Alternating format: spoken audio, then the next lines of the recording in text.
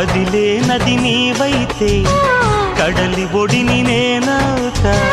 లేత కొమ్మ నీవైతే చివురుటాకు నేనవుతా కొంటె అలవు నీవైతే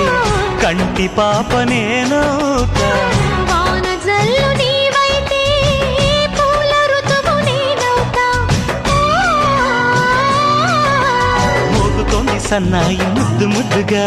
విచ్చుకుంది పున్నాగ వెచ్చవెచ్చగా పరవశమో పరవరమో మరు జన్మకు స్వాగతము